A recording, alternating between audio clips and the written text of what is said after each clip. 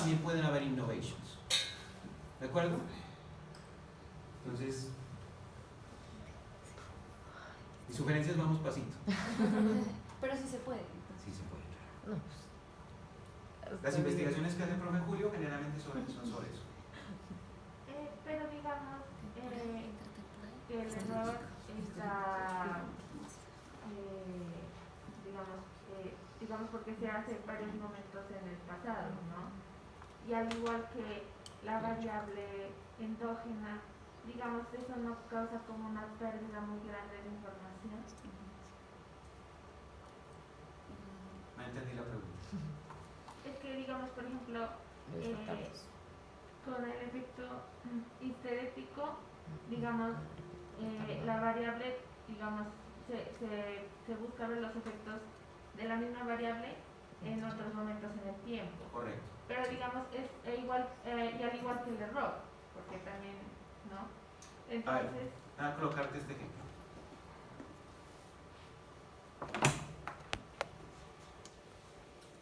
¿Es suficiente la inflación pasada para explicar la inflación presente? No es suficiente. Es decir, puede ser un factor importante. La inflación pasada puede contribuir a explicar la inflación presente en una medida importante. ¿De acuerdo? Sin embargo, no es perfecta.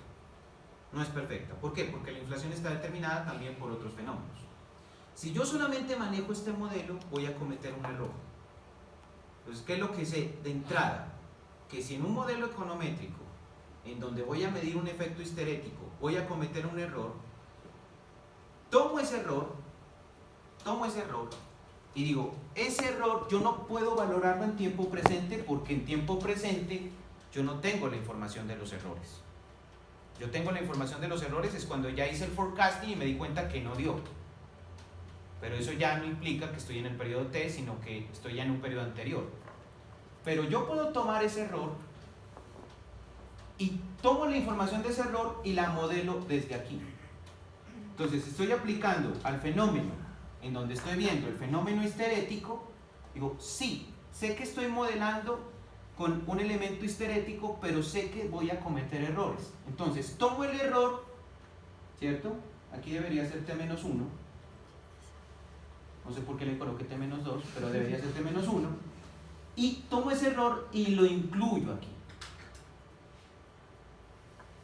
Perdería información si no hago eso, si no tomo el error. Los modelos no sé si vieron modelos de aprendizaje en microeconomía, pero los modelos de aprendizaje en microeconomía suponen que si un individuo toma una decisión y se equivoca, cuando vaya a tomar una decisión posterior, aprende del error pasado y por lo tanto empieza a utilizar expectativas racionales.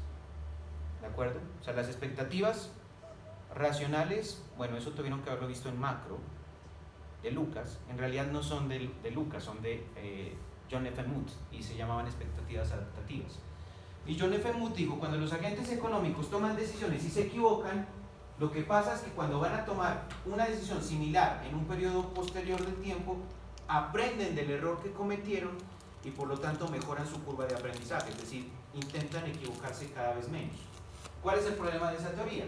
Que los agentes económicos siempre cometen errores, ¿cierto? O sea, siempre se cometen errores, pero son modelos de aprendizaje en el que los individuos se equivocan menos. Es decir, bueno, probablemente, digamos, lo que les suceda a ustedes cuando entren al mercado laboral es que ustedes van a tener un ingreso y cuando tengan ese ingreso probablemente no van a tomar las mejores decisiones con ese ingreso, se van a equivocar, ¿de acuerdo? Pero con el tiempo ustedes van a aprender a mejorar esas decisiones. Igual se pueden equivocar, pero van a aprovechar un poco mejor sus recursos y van a tener una cierta curva de aprendizaje. Si esa teoría es más o menos cierta, John F. Mood plantea una cosa que hace muy curiosa la economía. Dice, uno terminaría pareciéndose a sus padres, así no lo quiera, ¿de acuerdo? Entonces tarde o temprano, si yo quiero ver cuál es el forecasting de ustedes, ¿cierto? Si yo quisiera tener aquí un forecasting de ustedes, yo diría, listo, la próxima semana no les voy a dar clase a ustedes, sino a sus padres. Y esa es la versión futura de ustedes, ¿de acuerdo? Tanto biológica como socialmente hablando, culturalmente hablando. Sí, van a haber algunas desviaciones estándar, explicadas por la tecnología, porque, bueno, pero desde el punto de vista biológico, si la reproducción se trata de transferir inteligencia de una generación a otra, ustedes son el forecasting de sus padres, ¿de acuerdo? Y les va a suceder lo mismo a sus padres, en términos de, bueno, si ustedes llegan a tener hijos, ¿cierto? Que la tendencia es a que se reduzca esa probabilidad, ellos van a tener más o menos las mismas desavenencias y van a tener más o menos las mismas brechas tecnológicas, probablemente van a decir, a saber cómo se maneja este nuevo celular, y decir, no, yo me quedé hasta este nivel, ¿cierto? Entonces, básicamente, para volver un poco al tema inicial, los errores que se puedan cometer al no introducirse en el modelo implican pérdida de información por precisamente la curva de aprendizaje de los individuos. Si usted, por ejemplo, en un primer parcial conmigo le fue mal, en el segundo parcial usted dice, yo no voy a volver a cometer los mismos errores. Entonces empieza a aplicar curva de aprendizaje. Si tú no me metes esa información del error, ¿cierto? Si usted no me mete esa información, ahí estaría perdiendo información. Pero al incluirla, no, está rescatando información. Porque me pareció que la duda era, ¿no estoy perdiendo información? No, yo estoy incluso asumiendo que podría estar perdiendo información y la estoy incorporando a este modelo para no perderla. No sé si por ahí era la pregunta. Pero digamos, o sea, porque, digamos, o sea, tengo esa duda. O sea, para incluir ese error retardado, por ejemplo, tendríamos que, digamos, estimarlo inicialmente por separado en la ecuación A o definitivamente. Lo sacas del AR e incluso cuando estés modelando en el ARMA, en el ARMA se va a generar un error. Y tú puedes generar una programación que diga, yo sé que estoy generando un error y quiero que ese error se traiga como un autorregresivo. ¿Otra vez? Sí. ¿Hasta cuántas veces se puede? En 2 etapas, se puede hacer 3 etapas, 4 etapas. Y si se van a los vectores autorregresivos corregidos por error, incluso se puede ir a econometría bayesiana. Y hasta ahí llegó mi conocimiento. Yo apenas estoy aprendiendo econometría bayesiana y de hecho aquí en Colombia yo conozco un profesor de econometría bayesiana. Y de hecho no es profesor. Entonces, pero el punto es que tú puedes estar cometiendo un error y tú dices, no hay información, la meto al modelo y sigo intentando. Entonces, por eso se conocen estos modelos. Dentro del Behavioral Economics se conocen como modelos de aprendizaje. ¿De acuerdo? Por eso ya es otra asignatura. Y digamos el error del más, digamos, ¿no? Ese error, digamos, se incluiría dentro del error genérico, digamos, que resulta del ARMA o también podría llegar a incluirse como el otro error. No, es decir, piensa en este modelo está cometiendo errores, toma esa información del error, no en tiempo presente, porque este es el error de tiempo presente, pero sí lo puedo tomar en tiempo pasado y lo que hago es introducirlo aquí, debería ser un T-1, T-2, T-3, etc. O sea que yo puedo estar cometiendo el error en un punto y en un punto siguiente tomo ese error como nueva información para generar mejor forecasting acá. ¿De acuerdo? 2, 3. O sea, 2. en ese caso ya sería YT-1 más ET-1 más UT-1, ¿cierto? O sea, serían ya las 3 variables que explican a la original, digamos. Estos son los YT menos N. Ajá. ¿De acuerdo? Estos serían los ET-N. E sub T menos N. O sea, si ya se quiere estimar Dos en componentes, 2 etapas. o sea, aquí hay 2 componentes y el término de error que este sigue existiendo tal cual como siempre. Entonces, en 2 etapas ya tendríamos YT-N, ET-N y UT-N o UT-N entra en ET-N. todo error que cometa en tiempo presente aquí, en un periodo subsecuente se vuelve T-N. Entonces el modelo se conserva en su arquetipo así como está. ¿De acuerdo? Es decir, no necesito, digamos, que plantear mu sub T-1 porque se supone que este error es el del presente. Y el del pasado, o lo que tú llamas mu sub t menos 1, sería e sub t menos n, o sea que sigue siendo este componente de aquí. Digamos que lo agranda si ya quiero hacerlo en 2 etapas. Es como que usted dice, estoy aprendiendo, me equivoco, ahí mismo corrijo. Me equivoco, estoy aprendiendo, ahí mismo corrijo. Me equivoco, estoy aprendiendo, ahí mismo corrijo. Entonces, no necesitas tú como que crear otra variable porque Sí. el término de error ya está aquí. ¿De acuerdo? 3.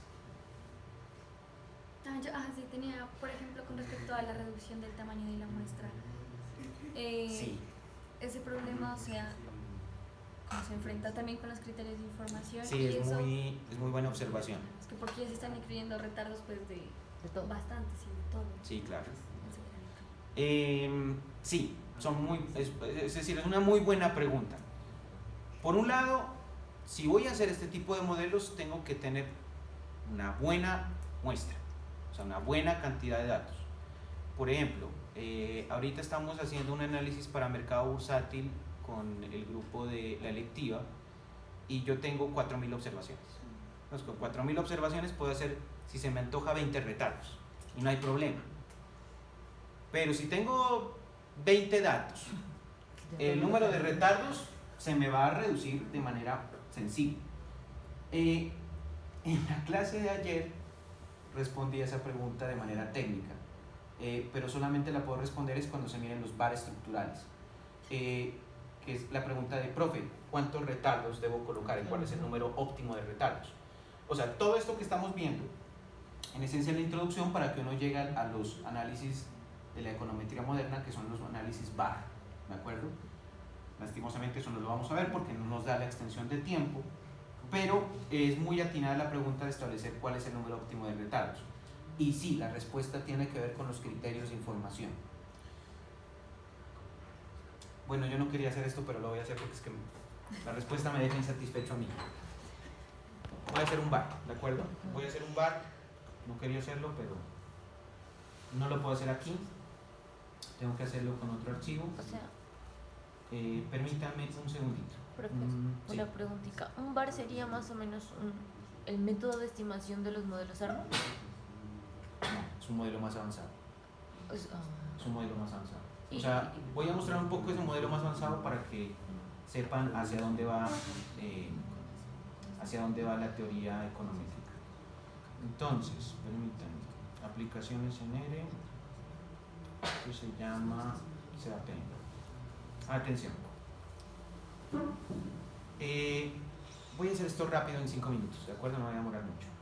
En un modelo VAR no hay variables endógenas ni exógenas porque la crítica de Sims a estos modelos es que cuando yo coloco una variable como exógena y una como endógena estoy siendo subjetivo. Y en parte estoy incorporando mis gustos. Yo digo, es que yo quiero explicar esta variable. Entonces digo, esta variable está en función de estas, pero es porque estoy colocando un elemento subjetivo. Yo quiero explicar una variable que me gusta, yo quiero trabajar un tema que me gusta y creo que eso se explica en función de algunos elementos. Pero el problema es que puede haber endogeneidad. Entonces no necesariamente lo que yo asumo como Y es Y porque puede ser X. Los modelos VAR afrontan esa dinámica de otro punto de vista diferente al de variables instrumentales porque dicen, bueno, yo puedo construir un sistema de ecuaciones en donde todo se relacione con todo. ¿De acuerdo? Entonces yo aquí tengo dos variables que son la rentabilidad de Disney. Esta es la rentabilidad de Disney. Y acá tengo la rentabilidad, déjenme ver, del mercado de Nueva York. Entonces yo quiero saber cómo el mercado afecta a Disney y cómo Disney afecta al mercado. Y para eso hago un VAR. Entonces voy a hacer el VAR, eso sería relativamente fácil. Me voy a Quick Estimate VAR y aquí coloco las variables que me interesa explicar. Entonces voy a colocar aquí, por ejemplo, la expectativa de rentabilidad de Disney, la coloco como variable endógena en teoría, y aquí voy a colocar la rentabilidad del mercado de Nueva York, de la bolsa de Nueva York. Estos son datos reales. Voy a decir aquí OK, y este es un VAR, ¿de acuerdo? Entonces el VAR lo que hace es explicarme un poco cómo Disney afecta a la misma Disney, o sea, efectos histeréticos, pero también me dice cómo Disney afecta al mercado. Pero también, además de eso, ¿cierto? Yo tengo aquí un efecto histerético de cómo no es efecto histerético. no, sí, Es sí, es un efecto difícil. esterético. Bueno, aquí tengo cómo Disney afecta a la misma Disney, pero en diferentes periodos de tiempo, ¿cierto? Y aquí tengo cómo el mercado afecta a Disney, más o menos la pregunta que me hacían por allá, teóricamente hablando, ¿cierto? Cómo, por ejemplo, la expectativa de un activo diferente, en este caso, bueno, es el mercado, afecta a Disney tanto en un periodo como en dos periodos. Entonces tengo como un sistema, esto ya no son modelos, sino sistemas, y entonces, para contestar un poco, bueno, ¿cuál es el número óptimo de retardos? O sea, ¿cómo sé yo que tengo que retardar 2 veces estas variables? Uno se va a View, se va a estructura de retardo, y en estructura de retardo se va a criterio de estructura de retardo. Y aquí básicamente me recomienda que haga el análisis con 8 retardos, pero no es que tengo que meterle al modelo 8 retardos, sino que voy a hacer una prueba revisando, ¿cierto?, cuál es el número de retardos óptimo de 0 hasta 8. Entonces lo hago más o menos con estos criterios de información. Yo esto lo voy a pasar a Word para que se me vea mejor. No está muy chiquitito. O sea, nos saca 8 retardos, pero para comparar ¿Cuál es el óptimo? Exacto. Y el que tenga el menor, supongo que será Entonces, no. el mayor. Aquí hay que aplicar un principio técnico que es, bueno, máxima verosimilitud, ¿cierto? Con máxima verosimilitud se hacen unas funciones de probabilidad estadísticas y, por ejemplo, me dice, con 0 retardos, este criterio, que es el criterio de información de Schwartz, me dice, oiga, 0 retardos, ese modelo no hay que retardarlo, me dice ese criterio, ¿de acuerdo? Ahora, si voy a revisar con 1, máxima verosimilitud, y me dice, no hay ningún criterio que diga que hay que meterle un retardo. Ojo, Schwartz ya se la jugó porque no hay retardos. Según Schwartz, no hay que meter retardos. Con 2 retardos hago el análisis y me dice, Akaic me dice, hay que meter 2 retardos. Schwartz ya no tiene nada que ver porque se la jugó con 1, pero aparece Hanan Kim y Hanan Kim me dice, oiga, si hay que meterle retardo en 2. Entonces, de los 3 criterios, tengo 2 criterios que me dicen, hay que meterle a eso 2 retardos. Hay uno que me dice, no hay que meterle. 2 es más que 1, voy por democracia aquí. Y entonces tengo que hacer el modelo con 2 retardos, ¿de acuerdo? Pero eso ya solamente lo puedo explicar cuando miro modelos bar.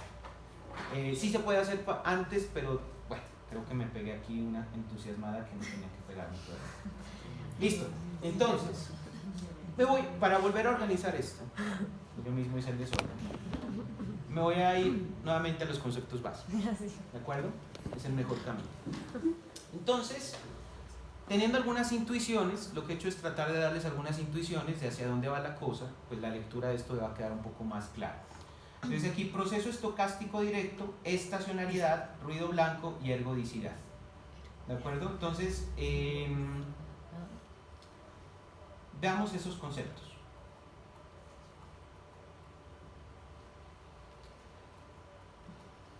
Permítanme. Bueno, cuando nosotros hablamos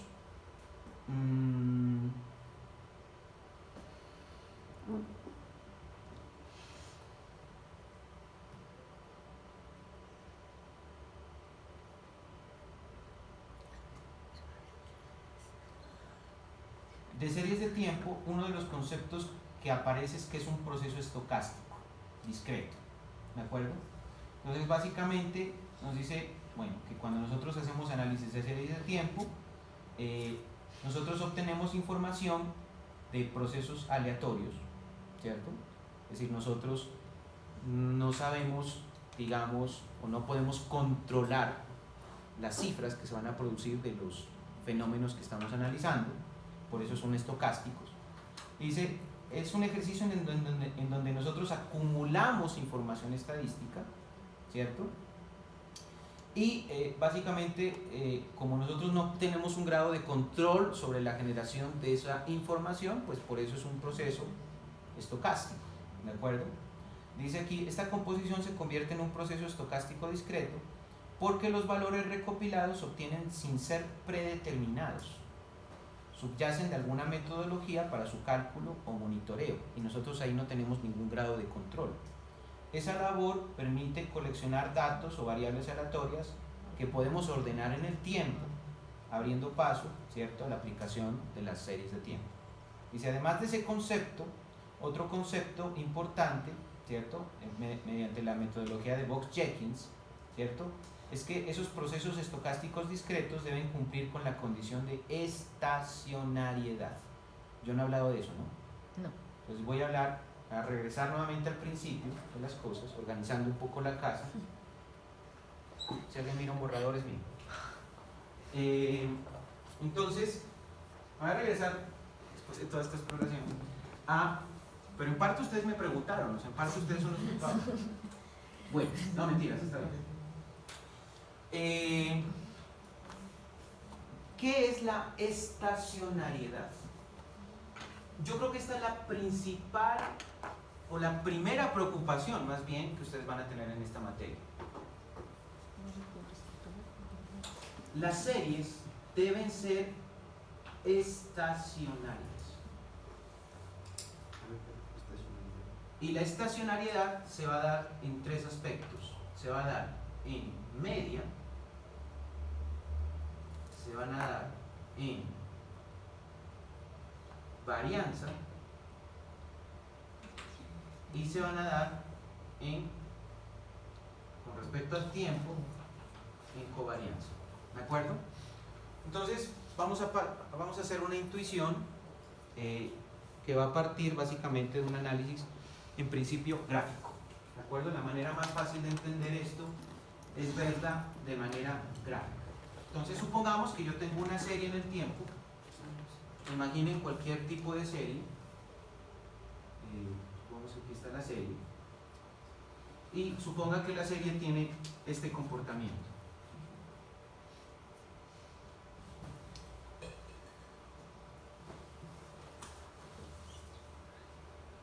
Y por aquí coloquémosle un quiebre estructural.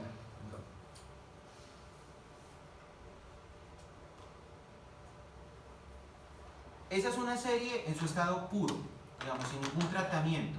Es la serie original, ¿de acuerdo? O sea, esta es una serie original. Entonces, si yo le hago esto algunas subdivisiones, yo les voy a hacer una pregunta, haciéndole esas subdivisiones.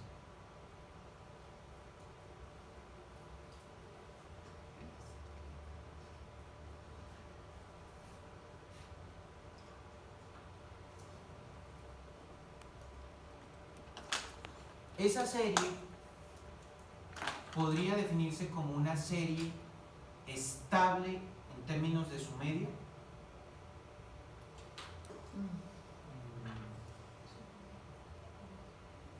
Y les estoy colocando ahí unos dibujitos. ¿Es estable o no es estable? No, porque no hay un número por el que como que sea el centro de gravedad. Exacto. Es decir, si yo tomo esta serie, toda la serie, y le saco un promedio, ese promedio no va a ser el mismo aquí, ni va a ser el mismo acá, ni va a ser el mismo acá, ni va a ser el mismo acá, ni acá, ni en esta última parte. Entonces ahí ya estoy violentando el principio de estabilidad en media. ¿De acuerdo? ¿Por qué? Porque si yo saco una media para este primer tramo, más o menos la media puede ser esto. Esa es la media para ese primer conjunto de datos. Si saco la media para el segundo conjunto de datos, voy a tener que la media, por ejemplo, es esta. ¿De acuerdo? Y resulta que esta media de aquí es diferente a esta media de acá. Y por ejemplo, si sacara una media total, la media total sería esta. ¿De acuerdo? Entonces, si yo comparo la media total con la media que tengo en estos tramos, que son más o menos representativos, es diferente. Entonces, ya no tengo que la serie es estable en media. ¿Cuál es el problema? Que para predecir, si yo quiero predecir algo, tiene que haber estabilidad en media. ¿De acuerdo? Entonces, ¿qué es estacionariedad? Por ahora diremos que estacionariedad es que una serie sea estable. Y una de las características con las que una serie es estable es que sea estable en media. Este tipo de variables no tienen estabilidad en media. Entonces, ¿qué es una variable que tenga estabilidad en media? ¿O cómo se refleja o cómo se puede intuir que existe una variable que tenga estabilidad en media. Pues una variable estacionaria en media se mira más o menos así. Esta es la variable, y este es el tiempo, y una variable estable en media, supongamos que esto es 0, tiene más o menos este comportamiento.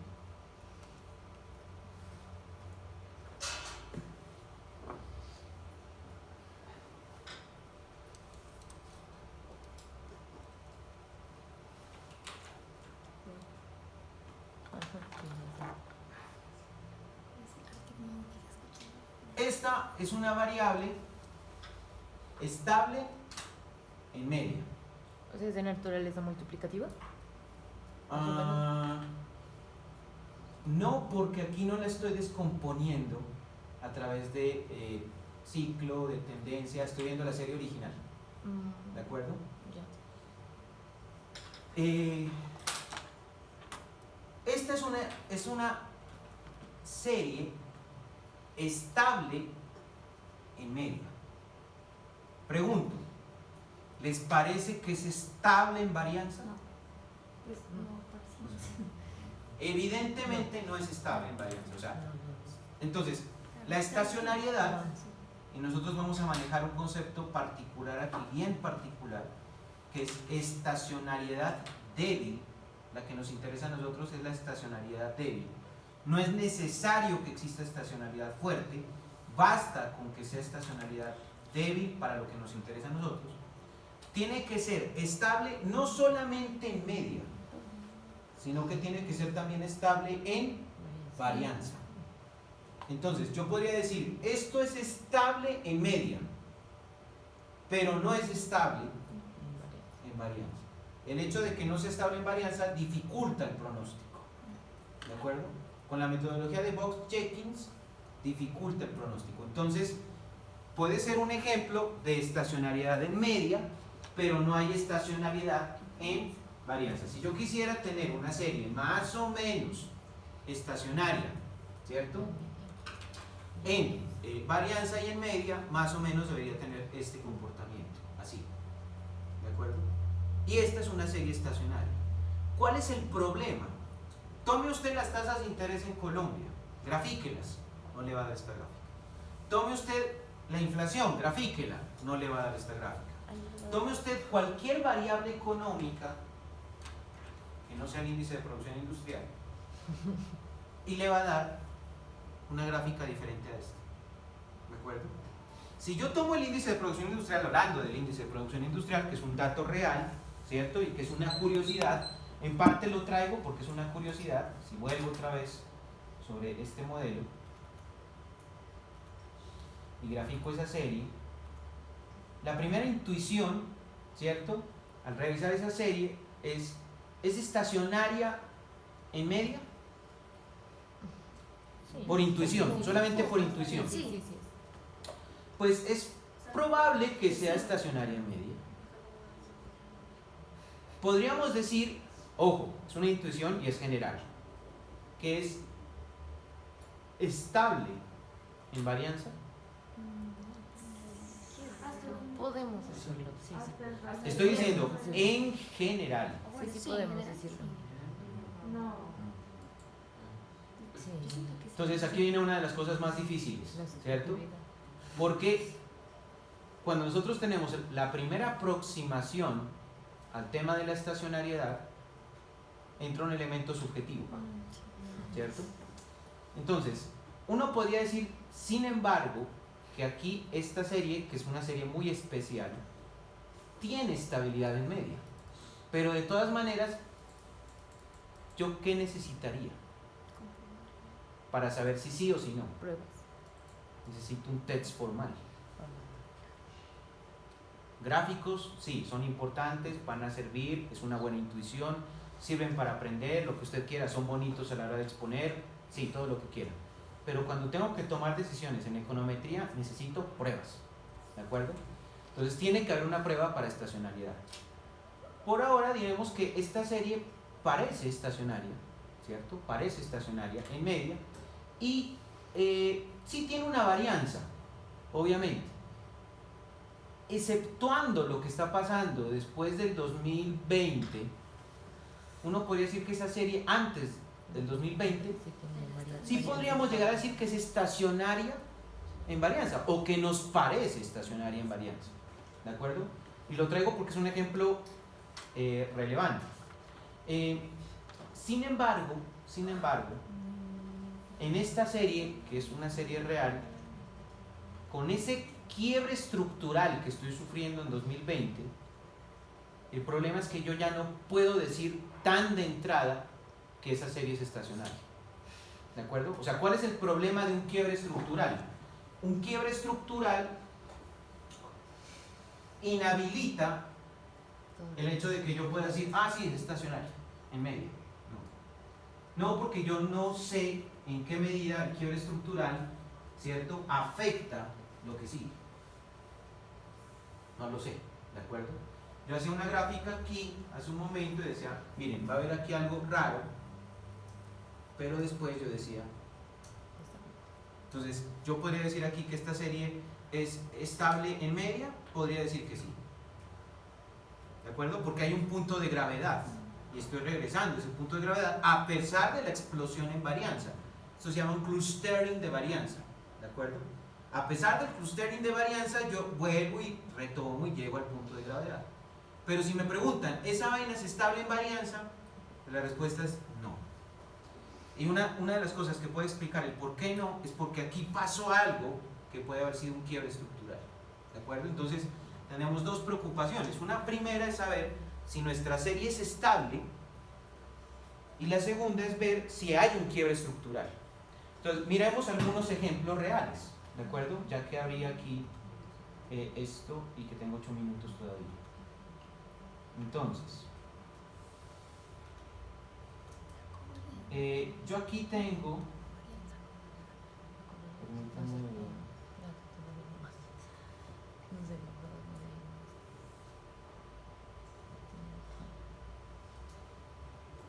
no, aquí no.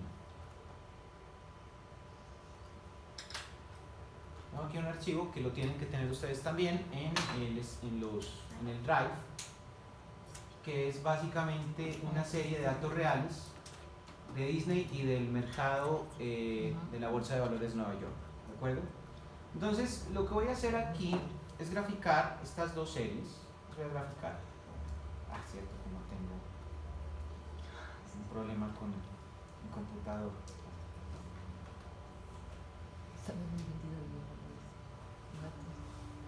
Les voy a graficar dos series reales de precios de las acciones de Disney, y en el caso del mercado ahí no hay un precio, sino que ahí es un índice, es un indicador, ¿de acuerdo? O sea, eso no tiene unidades. Pero en el caso de un activo sí hay unidades, porque pues yo puedo decir esos son dólares. Vamos a ver un poco cómo ha venido evolucionando la data de los precios de Disney. Profe, no ha seleccionado. Entonces le voy a decir aquí. No, profe. No seleccionó la bolsa. Solo está claro lo de Disney. Sí, No. A ver, permítanme ver si puedo. Listo. Voy a decir insertar, hacer aquí graficar,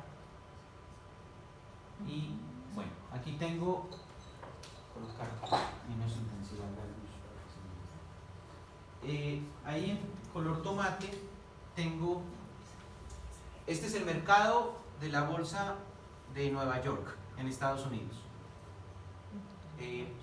Datos reales, ¿de acuerdo?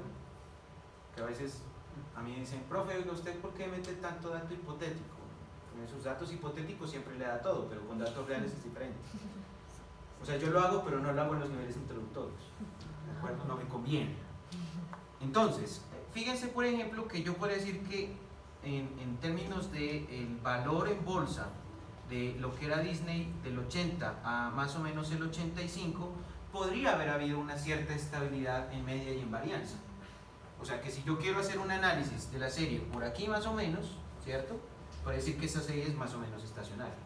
Pero si la tomo en largos periodos de tiempo, y es lo que pasa con esta econometría de series de tiempo, pues yo voy a tener mucha información y lo que voy a ver es que esto tiene un componente, ¿cierto?, cíclico y un componente de tendencia, que hacen que la serie, ¿cierto?, la tendencia a ser creciente, ya no me está dando estabilidad en media, ni mucho menos en varianza. O sea que esta es una variable, ¿cierto?, no estacionaria.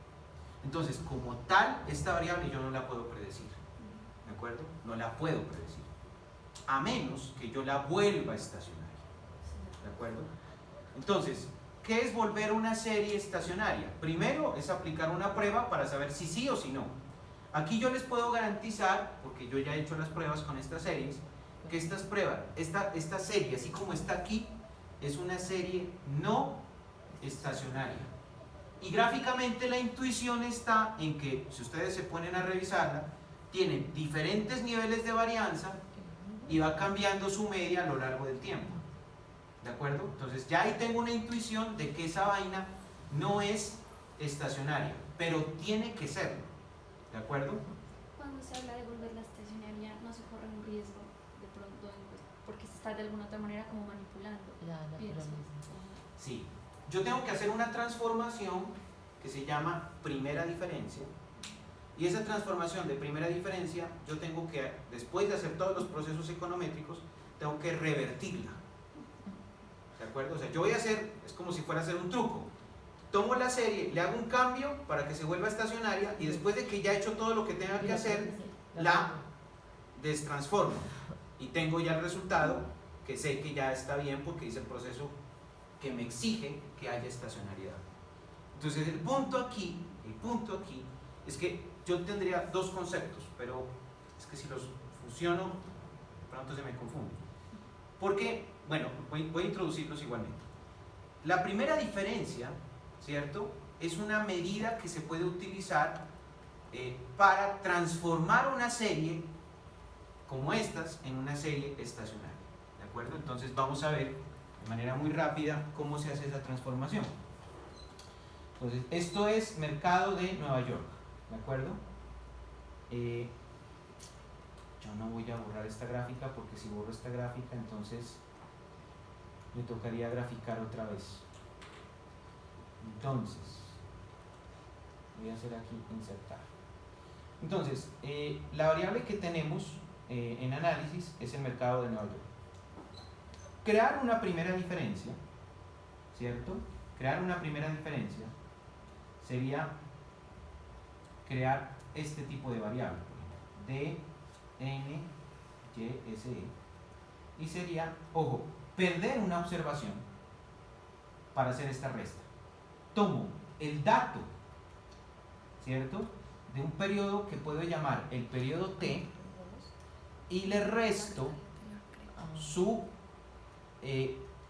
primer autorretardo. Entonces me quedaría este valor menos el dato inmediatamente anterior, entendiendo que pierdo una observación porque si quisiera hacerla a partir del 18 necesitaría el del 17 y como no lo tengo pierdo esa observación. Entonces tengo este valor que simplemente es la diferencia, ¿cierto?, de estos valores, pero momentito que yo lo hice mal. De arriba, ¿no? Es decir, el concepto está bien, pero yo tendría que haberlo calculado desde aquí, ¿de acuerdo? Entonces voy a decir, igual, este valor, ¿cierto?, que tengo aquí, menos este valor que tengo acá, ¿de acuerdo? Entonces, calculo allí esa diferencia, la proyecto, y esta serie debe ser estacionaria en media y en varianza. Debe ser, ¿de acuerdo? Entonces, aquí voy a hacer un pequeño truco, y es que yo tengo esta cosa graficada acá, pero lo que voy a hacer es ver si puedo correr esto para acá, así, y ver si esto queda acá. Voy a ver si, igual creo que se me va a saltar un dato, que es el final, permítanme ver. Entonces aquí la corrijo. Listo. Todavía puedo hacer estas cosas. y observe que allí la serie la he vuelto estacionaria, al menos en media. Otra cosa es revisar qué tan estable es en varianza, que ese es otro tema, ¿de acuerdo? Ese es otro tema. Pero aquí yo podría decir que la he estabilizado en media. En varianza se me dificulta la cosa porque yo no les podría decir que la estabilidad en varianza que tengo aquí es igual a la estabilidad en varianza que tengo acá. Sin embargo, si yo les presento esta serie ahora, en comparación con la que tenía antes, ¿cierto? Es notorio que esta serie es más estacionaria que su versión original. Ahora, el punto es, yo voy a utilizar esta primera diferencia, pero si a mí me interesa predecir, entonces lo que tengo que hacer es desconvertir ese proceso para poder obtener el dato original, ¿de acuerdo? Entonces una primera diferencia se puede destruir, ¿de acuerdo? Ahí recuperamos el dato perdido, ¿no? Claro. Sí, ahí podemos recuperar la información. Entonces, la primera condición para el análisis de series de tiempo es la estacionalidad. Pero hay que tener mucho cuidado porque si las series tienen quiebres estructurales, y los quiebres estructurales son fáciles de identificar, ¿cierto? Entonces, no es tan simple como decir, esta serie es estacionaria. No, porque si tiene quiebre estructural, el quiebre estructural puede dañar la conclusión de que una serie es estacionaria o no estacionaria. Entonces hay en simultáneo dos problemas a los que nos vamos a enfrentar. Entrando que entrando. Si la serie es estacionaria y si hay quiebre estructural. Y les tengo malas noticias. Generalmente las variables económicas no tienen estacionariedad de entrada, o sea que hay que estabilizarlas. Y segundo, las series económicas tienen quiebres estructurales. ¿De acuerdo? Y ya. Se acabó la clase. Entonces nos vemos próximo lunes.